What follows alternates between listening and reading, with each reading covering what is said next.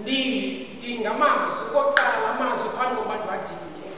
La mazwi ndiwathunywe yintombi endala yena ngowakudala qho ndizama ukuthi ndiyakhala njengomZulu umakhelwane bafuna ukundibona ndikhala kodwa ndizawuyenza le nto ndingahambi njengomntwana ndihambe ndidlala ndizimisele ukugqubhula indlalana ndiyisuse nalapho ukuhlala. Ndiyabulisa mkongwezi ndidinga amazwi Nkosi ndidinga amazwi ayakuphakamisa inkosi neenkosazana.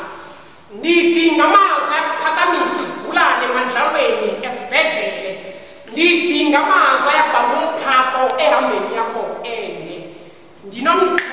Ndinomxhelo wokunqwela ukusiba uphetshana. Ndidinga amazwi akuba sisicatshulwa ubomi bakho obude. La mazwi ndidinga sakufundisa ungalilahli ithemba. La mazwi ndidinga sakunika umoya wokuyibona utshaba lusekude. La mazwi ndidinga kunika intshisakalo yokuyibona indlela ujika usekude. La mazwi ndidinga sakunika intshisakalo yokuyibona indlela egwenxa ujika usekude. La mazwi ndidinga besisicathulo esitsha sobomi bakho obunamagingxigingxi. Ungene njengegeza bathi uhambele xa bewava wagaba. Bawafunde ephepheni bakungqine bakubone awunofokofoko lokuxhwithwa ngokungathi uneentsiba. Mabathi xa bewava uwagaba.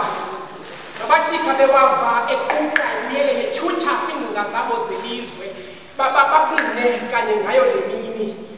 Ndidinga amazwi ayakuba linyathelo lokutshisa oodada ndicebe oomalume gxebe abangqondozi tyholotyholo abangqondozi fokofoko ukwenza abantwana iindawo zokulala. Ndidinga amazwi ayakutshintsha ukucinga uphakame uzimisele.